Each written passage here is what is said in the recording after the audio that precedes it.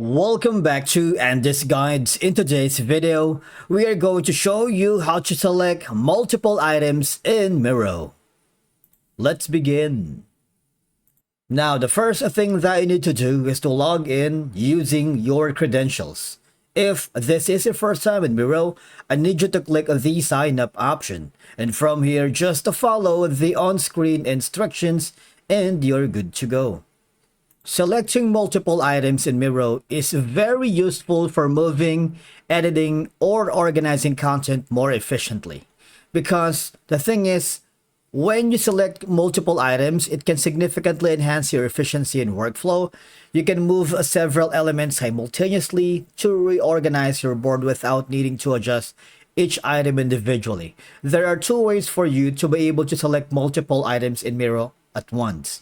Alright, number one is just click and select everything that is entire your board directly. All right. So for example, if this is your mouse, hover to the item. You see that? And of course, select all the items together. Now, the idea is once it's selected, you can move, you can delete everything at once. But the thing is, I believe that it's only useful when you have like few items inside the Miro board. But if you have like so many items here, it's not gonna work, because for example, if there's small items here and you might gonna miss that if you do this method or trick. But what I want you to do is I need you to press on Control plus A.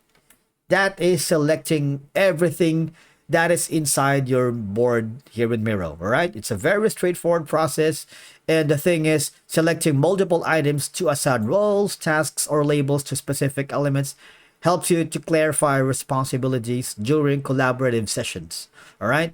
And one of the good things about selecting multiple items in Miro, it will allow you to work more efficiently, maintain consistency, and of course, manage your board more effectively, whether you're organizing content, preparing for presentations, or collaborating with others, because it can enhance the clarity or the exported content by aligning and grouping selected items before exporting. And of course, it ensures that it fits with the desired format or page size. All right. Now, after that, you can save time by performing actions on multiple items simultaneously, allowing you to focus on higher priority tasks. And that's it for today's video. Thank you for tuning into Andy's Guides. If you find this video helpful, please give it a thumbs up like Andy do, and do not forget to hit that subscribe button to stay updated with all the latest content. See you in the next guide.